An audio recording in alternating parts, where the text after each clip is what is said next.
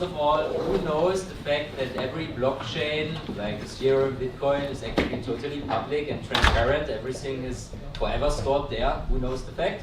Please raise the hands. Yeah, I think most of you know. So this brings me to the fact, okay, what alternatives do we have? We have, for example, Monero, as you said. But Monero has the problem that it is per se private. So if you want to have a combination of it, like you want to have some transparent and transparent transaction, then there was not much on the market when we started the startup ZenCash. And that's why I want to give you some recap of the last, I think, almost 9 months now, because we are funded in May 2017. I'm not originally the co-founder or the founder of it, so I just joined the team in September 2017.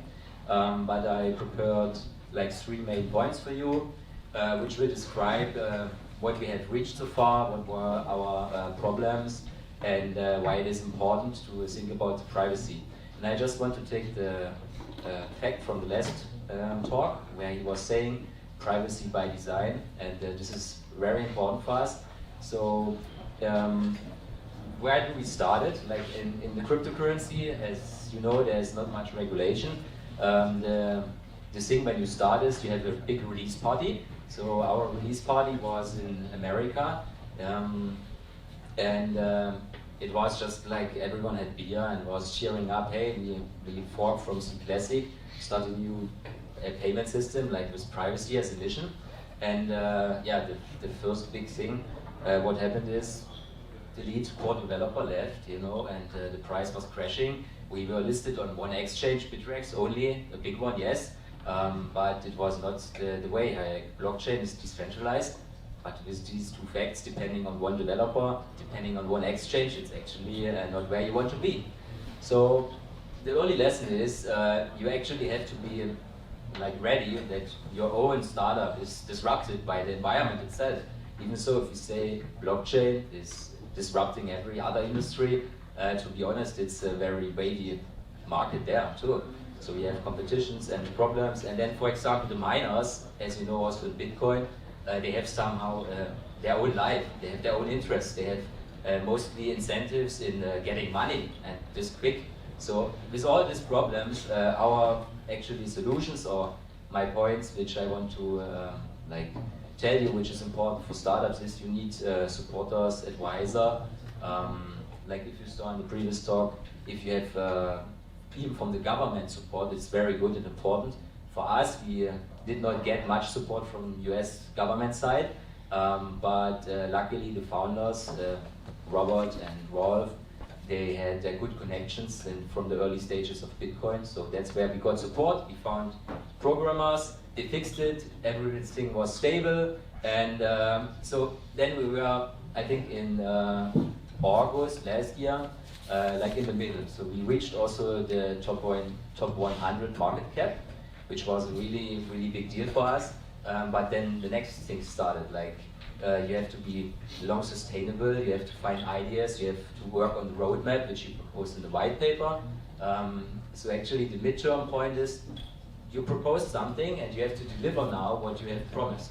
So for us, it was not so easy because they had a lot of items on the list. And I think one example here is the weitere partnership, which is kind of a B2B business project. And this helped us to keep the progress. And important lessons also, if you have in the team from starter, like if you start and you have long-term partners in your team, or if you have roles which were fulfilled from the beginning and they were not disrupted by any problems, then you have to honor and have to say thank you to these guys. It's very important. And yeah, this is actually where we ended up now. We are now on coin market cap place 120 so far. We have some applications which I will show. And what the last lesson is, what we learned, which is actually valid for up to date, is that you have obvious and not obvious influences. So for example, we did not notice that on GitHub, for example, it is important how active you are. There are, but nowadays there are platforms who are evaluating the progress of cryptocurrencies by just checking the activity on GitHub. So even though this can be faked, it was for us important because our code base is relatively static, so this was one thing what we actually missed in all the previous months. So then another important thing is that we had to find some communication channels which were helpful for us as startup, and just to give you some tips which you can use. Discord, for example, is a new platform which is working very well, community friendly, easy access, controllable. Then of course we're using YouTube. We are giving bi-weekly YouTube videos where you have like short feedback loops, like they watch, for example, 30 to 60 minutes a live video, and then they can ask directly. And yeah, this is the things which helped us a lot. We avoided actually disinfluence factors, which are actually bad things, because if you are a target of these pump and dump groups, and then you have more problems on the exchanges, especially on the exchanges when you are listed new as a cryptocurrency coin, then you have low trading volume, so you will be very like they have most effect on you if you have a low volume exchange. And nevertheless, since our vision was privacy by design from beginning, we had a big supporter base, and I mean, I asked you, like, how many you know that on every blockchain it's public. So if we look at Germany, Privatsphäre, Datenschutz, these are like words which are actually in English not so easy to describe. So, but for us, it's very important, and in identity management, which we don't have yet on blockchain, if we come to this point, or which you heard before, if we have data market, then this privacy features is a must-have, because there are a lot of cases if you order products, if you purchase services, or even if you have income in cryptocurrency, you don't want this public for everyone. So based on these facts, then we decided, like, okay, we have this capability, but don't be bad about the others, or don't talk bad about the others. So that's why we started. Okay, we see Dash. Dash was doing a very good progress last year and is still doing well. So we decided we need this funding model. We need actually this node system to grow a big infrastructure. And Bitcoin, of course, is the oldest one, so we just took the currency system of it, and Zcash has the privacy. And this made ZenCash very strong and actually very successful. So that's why, as you can see, this is the roadmap. I know I have a lot of text, actually, so, but it's okay. In May 2017 we started, so we're not older than 1 year, and we have already like 4 applications working on the blockchain. We are having futures for more than 3 different, very well-established cryptocurrencies integrated in our infrastructure. And also with this secure, better system, we reached now more than 7,000 secure nodes. So I don't know how the anniversary will go for ZenCash, but I hope some of you who are interested in privacy might take part in it, because we are an international team, so it is not yet fixed where the party will be. And as I said, more than 50 people.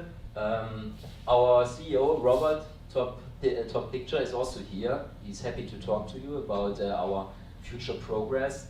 And then we have also Felipe in the edge there, and me. So our strategy about the team is actually that we have to be reachable for the community. So for example, if I look in Germany or Italy, then it's very important to have like mother language speaking people there. For Italy, it's a very interesting market. They like privacy per se because of their mentality, family mentalities. So this is important. We have a lot of different languages. Even if you're speaking French, you can find contacts in our startup. So, but what makes us different now, and why we are still on the market and listed now than more than 5 exchanges and more than 7,000 nodes? Yeah, it's because we started also from the beginning to enable some applications. ZenChat, for example, is like Telegram and blockchain. It's maybe not as fast as Telegram, and it's not scalable because This is generally a problem for blockchain applications. But we are 100% anonymous. We are using a decentralized network. And if we talk about fees, yeah, we can say we have proof of work, so we need fees to sustain the miners, to have some incentive. But as you can see, 0.001 cent it's actually just some giveaway. It's like just to support the system. Then we also started to think about, okay, we have a messaging, so we can leave some actually string on the blockchain. So why not starting to have a kind of peer-to-peer file system like IPFS or something? And this is something which is now in development. It's ZenPub. We have not figured out how to do it if we go the way like Ethereum with Swarm, where you have the whole files in the network, or if you just use some links, for example. But it's just one of the applications which are also actively discussed in the community. And when I say community, what do I mean? Because mostly the people are already looking to blockchain 3.0.